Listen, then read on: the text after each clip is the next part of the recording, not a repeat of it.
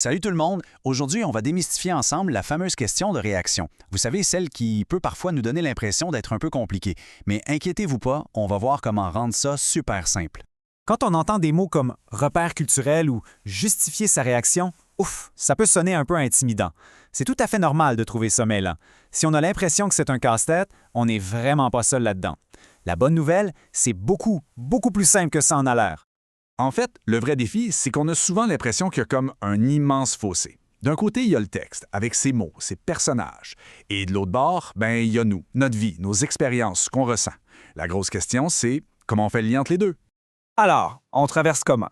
Plutôt que d'essayer de faire un grand saut risqué par-dessus ce fossé, on va faire quelque chose de pas mal plus intelligent et solide. On va construire un pont. Un pont qui va connecter directement le texte à qui on est. Et pour bâtir ce pont-là, on a un plan super simple. Juste 3 étapes. D'abord, les fondations, ensuite l'ancrage et finalement la structure. C'est tout. On va regarder ça étape par étape. Allons-y avec la première étape, les fondations de notre pont. C'est la base de tout, puis c'est la partie la plus personnelle. C'est vraiment là que tout commence. La toute première chose à faire, c'est de se demander bien honnêtement qu'est-ce que ce texte m'a fait ressentir pour de vrai. Est-ce que ça m'a mis en colère? Est-ce que ça m'a rendu nostalgique, curieux? Le point le plus important à retenir, c'est qu'il n'y a aucune mauvaise réponse. Notre émotion, c'est toujours le bon point de départ.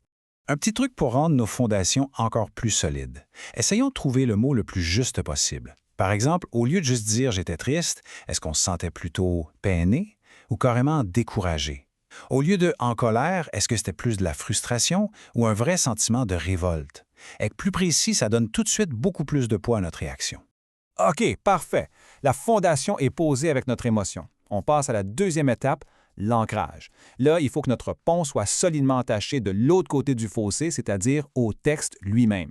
Pour faire ça, c'est simple. On retourne dans le texte et on trouve le passage exact. La phrase ou même juste les quelques mots qui ont déclenché cette émotion-là en nous. Ça, c'est notre preuve, notre point d'ancrage. On le prend et hop, on le cite entre guillemets. Et voilà, on arrive à la dernière étape, la plus cruciale. C'est la structure qui va relier nos fondations à notre ancrage. C'est ici qu'on explique le fameux « pourquoi ». C'est le moment de faire le lien avec notre propre histoire. C'est là qu'on utilise nos fameux repères. Mais oublions les mots compliqués 2 secondes. Nos repères, c'est tout simplement nous. C'est tout ce qui fait qu'on est qui on est. Nos matériaux de construction personnelle, c'est tout ça. C'est nos valeurs, comme l'importance de la justice ou du respect. C'est nos expériences, comme un souvenir marquant ou le défi d'un retour aux études. Ce sont nos connaissances et même un film qui nous a touchés, une chanson qui nous parle. C'est ça, nos repères culturels. Puis regardez comment tout ça s'assemble parfaitement dans un paragraphe. On commence avec « d'abord » pour présenter notre émotion, notre fondation. Ensuite, on cite notre preuve dans le texte, notre point d'ancrage. Et enfin, on explique le pourquoi en utilisant nos repères personnels, notre structure.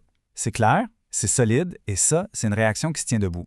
Donc, si on résume, la question de réaction, ce n'est plus un fossé qui fait peur. C'est une super occasion de construire un lien, quelque chose de personnel et de solide entre un texte et notre propre monde. Avec ces 3 étapes, c'est pas plus compliqué que ça. Le plan est là, les outils sont là, tout est en place pour construire des réponses qui sont à la fois solides et qui nous ressemblent. La seule question qui reste, c'est maintenant, quel pont est-ce que vous allez construire?